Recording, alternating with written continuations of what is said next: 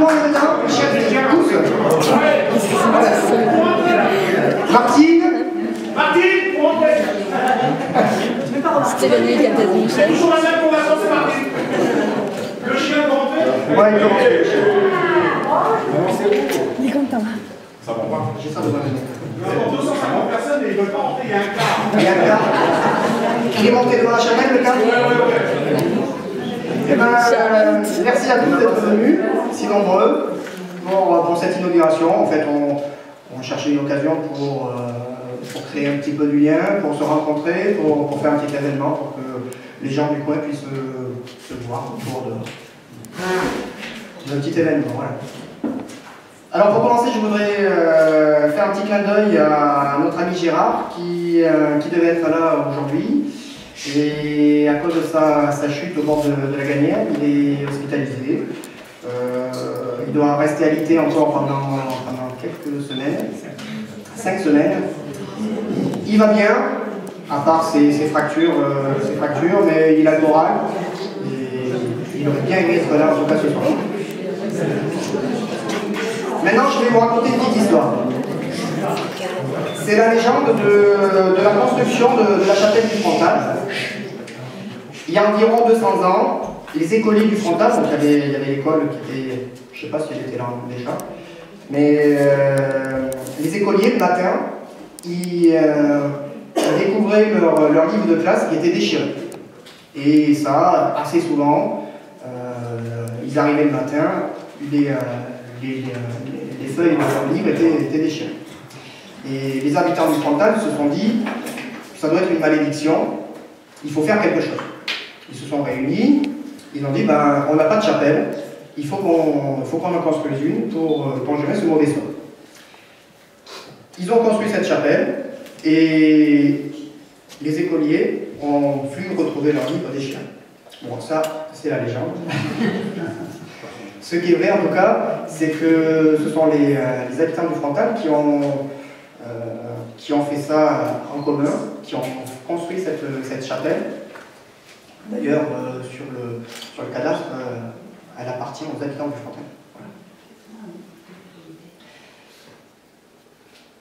Et comme ils ont fait ça entre eux, il n'y avait pas d'architecte à l'époque, donc il y a quand même 200 ans.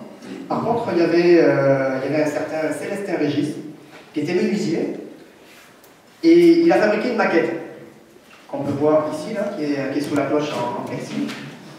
Et cette maquette, elle a servi de plan à la construction.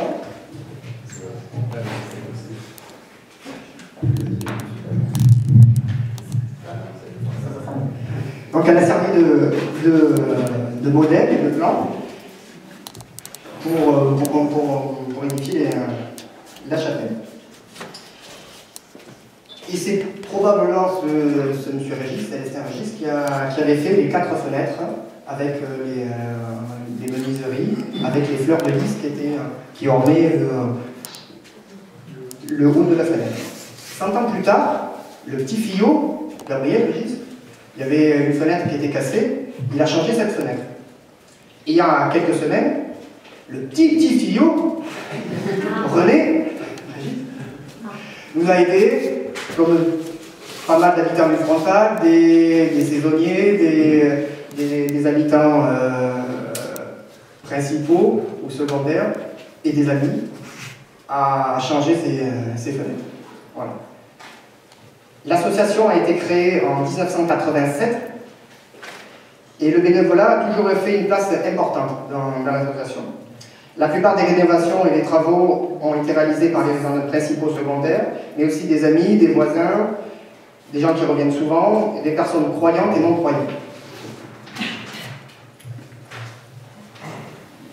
Et pour faire ces fenêtres, nous n'avions pas de menuisier dans l'association. Donc on a fait appel à un menuisier, Éric Sabatier de Bessèges, qui est menuisier ébéniste, qui nous a fait donc la menuiserie de ces 4 fenêtres. Les fenêtres ont été faites quasiment à l'identique, en châtaignier. La fleur de lys, qui était que côté intérieur avant, se retrouve donc des deux côtés. On peut la voir intérieur-extérieur. Et le menuisier nous a conseillé de faire une goutte d'eau côté extérieur pour protéger le bas de la fenêtre des puces. Ce travail a été réalisé pour un coût de 2800 € chez la boiserie, avec la pose, ce qui est quand même très raisonnable pour la qualité du travail qu'il a fait. Concernant les vitraux, tous les intervenants ont réalisé un travail bénévole. Nous en avons eu pour 643 € de verre. Pour info, le travail de verrerie aurait coûté environ 6 000 €. Et sur cela, il aurait fallu rajouter encore les dessins pour faire les vitraux. Notre association a aussi pour but de créer du lien, but que nous partageons avec l'association Les Allèges de Braïc, nos plus proches voisins de l'Ardèche. Et donc, c'est pour ça qu'on fait l'inauguration en commun. Parce que pour cette soirée, je voulais un groupe de musique. Et en discutant avec Patrick de Perriès, il me dit, il m'a invité à une soirée de guitare. Il me dit, viens voir, c'est assez sympa. Et donc on est allé à Chambelas ensemble. C'était avec l'association Fingerstyle. Et de fil en aiguille, on a rencontré le groupe Vincent Possiblement, qui nous vont nous faire l'honneur de jouer ce soir. L'histoire de ces vitraux a été une succession de superbes rencontres et de beaucoup de partages. Encore dernièrement, j'ai reçu un mail de Catherine Thivan, je ne sais pas si elle est là. Elle est là. je vais l'appeler encore. Qui est vitrailliste, donc qui réalise des vitraux au plomb et en fusine, cette technique qu'on a utilisée ici. Elle a vu sur internet notre inauguration et elle a désiré de venir participer à notre inauguration. Ouais. Que des professionnels viennent venir voir ce que des amateurs avaient fait, c'est un grand bonheur pour nous en tout cas. Et ben, je vais laisser la place à Peggy qui a sur le côté artistique. Peggy.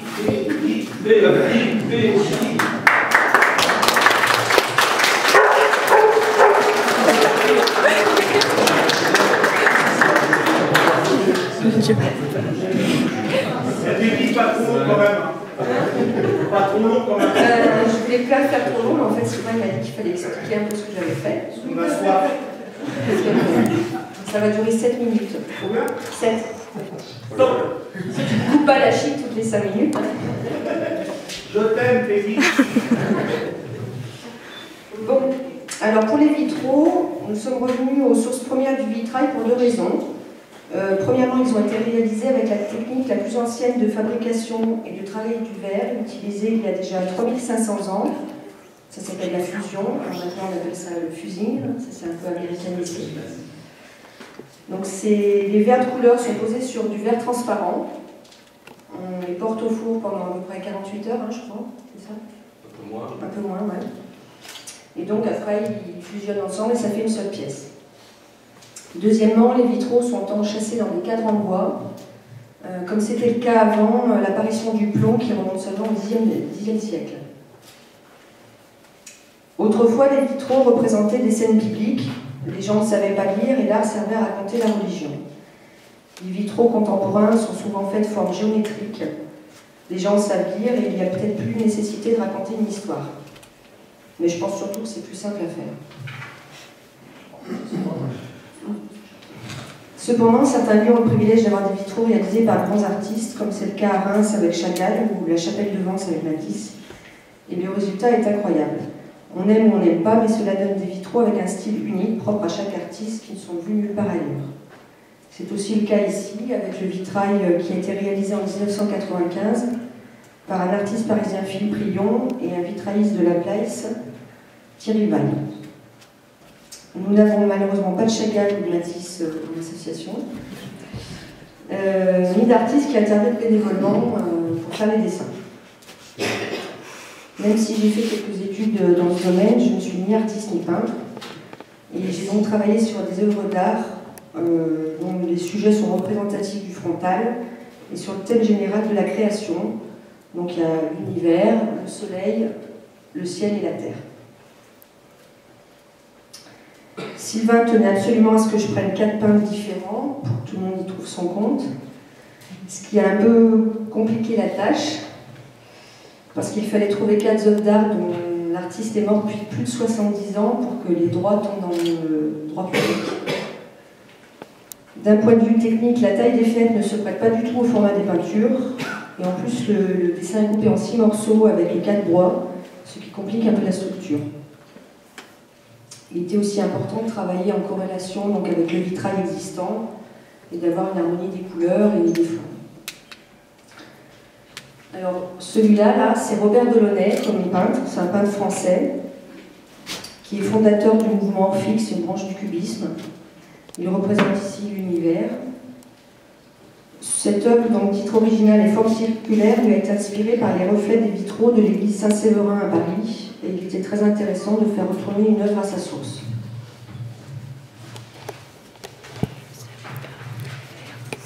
Alors après, on a Edvard Munch, qui est un peintre norvégien. C'est un peu le pionnier de l'expressionnisme dans la peinture moderne. Donc son soleil est celui qui se rapprochait le plus du paysage du frontal. Après, donc, on a Vincent Van Gogh, qu'on ne présente plus, hein, tellement c'est... Mais son style est tellement unique qu'on est large. Ah ben oui, elle n'était pas très loin, mais... La nuit étoilée donc, représente ici le ciel, et c'était aussi un clin d'œil à la voûte céleste qui ornait avant la chapelle par le passé, qui s'est malheureusement effondrée.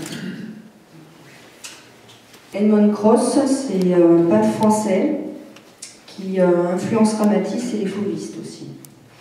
Il représente ici la terre avec un esprit paradisiaque pour coller au mieux aux sentiments que nous ressentons tous dans notre si belle contrée. Et à savoir que 99% de ce vitrail a été réalisé avec les découpes, enfin avec les chutes des découpes de verre.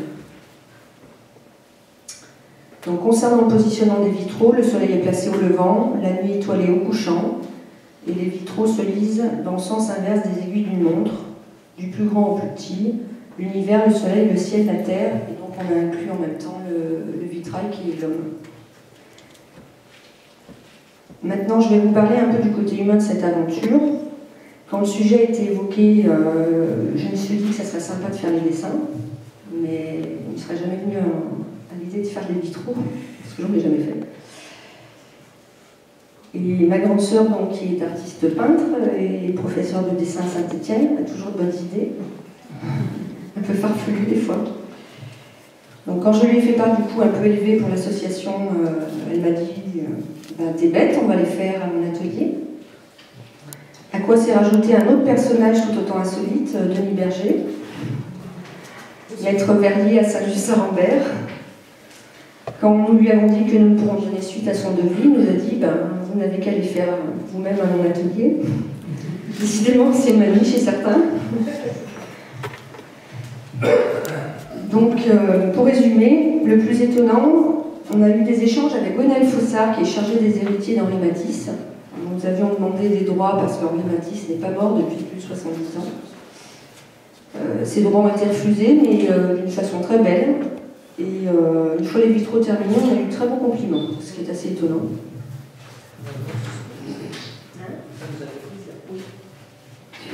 Mais c'est moi finalement. Non, mais c'est une famille vraiment bien. Ah oui. Ouais. Qu'ils arrivent à faire des compliments, c'est Oui, c'est excellent. Le plus énervant, recommencer 4 fois un dessin, donc il nous passe le fameux contrôle technique. Donc c'est ma sœur. Hein. En fait, je prenais en photo les dessins, je les envoyais par SMS ou mail. J'appliquais la lettre séquentielle, et ce qui est indispensable pour que le projet tienne la route quand même. 8 projets en tout ont été réalisés pendant 2 semaines de travail à peu près. Il a ensuite fallu faire un choix. Nous étions à peu près d'accord sur 3 dessins. Et puis c'est Denis qui a tranché pour le 4e dessin. Pour info, il y a encore 1 semaine supplémentaire de travail pour la préparation post-découpe. parce que c'est assez long à faire aussi. Donc ça faisait 3 semaines en tout, et au départ, je comptais ça faire ça en 2 jours. Pour rappeler. 4 jours. Le plus fou, les coïncidences, le hasard, nous habitons à 20 minutes de l'atelier de Denis, ce qui en soit une chance assez incroyable quand même. Sans lui, nous n'aurions jamais abouti à un tel résultat. Il nous a tout appris, puis il s'est occupé de la cuisson de nos bébés quand même, dans un four assez immense, tout à cuire en une seule fois. Et puis nous avons eu le privilège de travailler sur le site de la verrerie de Saint-Just-Saint-Lambert, qui est quand même mondialement connu, où tant d'artistes sont passés, comme Henri Matisse, Chagall ou encore Fernand Léger. Le plus simple, la découpe du verre. Il faut dire que quand c'est Denis qui fait l'école, ça paraît simple. Alors normalement, je faisais que les dessins et Sylvain s'occupait après de la découpe. Et puis après quelques observations, j'ai couru acheter un coup de verre parce que c'est vraiment, ça a l'air vraiment agréable à faire. Il faut juste avoir une petite boîte de pansement pas trop loin. 2845, c'est le nombre de bouts de verre de couleur qui sont posés, enfin environ, parce qu'il y en a un peu du mal à compter. Ça, c'est des gabarits de découpe. Parce qu'en fait, chaque dessin, après, on fait des gabarits de découpe et on coupe le verre. Alors, pour info, ça, c'est le morceau que Denis a fait découper à Sylvain en premier. Il a beaucoup d'humour. Voilà, c'est... Une fois que tu fais ça, bon, après, ça arrive à... Le plus dur, c'était de s'arrêter, parce que c'est vrai que ça fait un petit peu un vide quand on a eu fini, quand on a récupéré les vitraux. On était contents, mais en même temps un petit peu triste. Ouais, on a eu un peu comme le syndrome du nid vide, vous savez, quand les enfants partent. Voilà, c'est fini, ouf. Bon, je tiens particulièrement à remercier mon mari aussi, quand même. Bon, ça fait pas très longtemps qu'il est président de l'association et il est un peu attendu au tournant, je pense. Et quand on a démarré ce projet avec ma sœur, il nous a fait confiance les yeux fermés, mais je avec un peu d'inquiétude. En fait, il balisait vachement. Il faut dire qu'on n'est pas très rassurants, toutes les deux des fois. Mais l'intervention de Denis a été vraiment une délivrance pour Sylvain. Il s'est dit enfin un mec qui sait ce qu'il fait. C'était le seul là-dedans. La solidarité masculine. Voilà, c'est ça. Donc là, aujourd'hui, les dessins sont exposés. Vous pourrez constater qu'il y a eu quelques modifications en cours de route.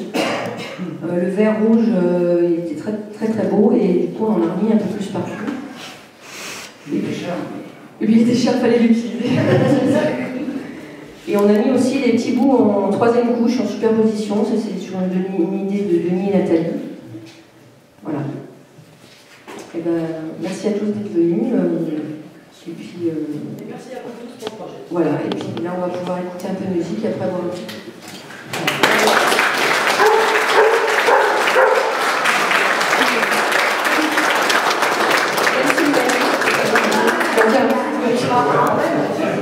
Le meilleur pour la fin, j'avais oublié quand même. Et merci, je pense que beaucoup de choses ont été dites. Merci pour l'association. C'est vrai que je reconnais que le travail a été quand même assez long et assez dur à faire. Je pense que vous étiez entouré de personnes assez compétentes. Donc je tenais, en tant que municipalité, à remercier le président, son équipe, parce que c'est vrai qu'il y a un président, mais il y a une équipe derrière. Il y a quand même la fête qui est là chaque année pour les souverains. Donc cette année, elle est là bientôt. Voilà. Donc, je ne vais pas être plus long parce que tout a été dit. Je veux pas entier remercier l'association du frontal de la Chapelle. Merci à vous et bonne soirée.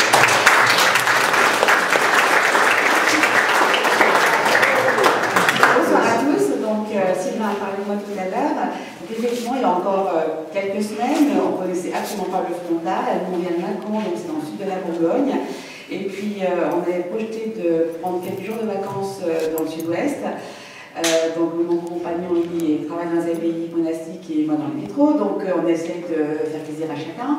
Et donc j'ai regardé qu'est-ce qu'il y avait comme chose autour du vitrail dans les Cévennes. Et je suis tombée sur l'inauguration de ces vitraux, et qui plus est, des vitraux en fusil, c'est quand même encore assez rare rare de voir du fusing dans les églises, on en voit plus souvent chez les particuliers, et moi j'aime beaucoup le fusing et j'en fais beaucoup.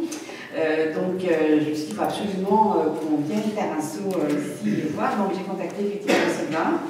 Et puis après, donc on a vu les aspects logistiques, et puis après je me suis dit, mais qu'est-ce que je pourrais faire aussi de mon côté, et comment m'associer finalement à cette fête, parce que je trouve que c'est une vraie fête inaugurée de l'Hélico, et du coup moi j'en ai aussi un petit, bon, que j'offre à l'association pour décorer un peu, je ne sais pas trop où, enfin on verra, vous verrez bien où vous le mettez, voilà. Donc c'est quand même un prestigieux. Donc voilà, je l'offre à cette femme. Merci beaucoup.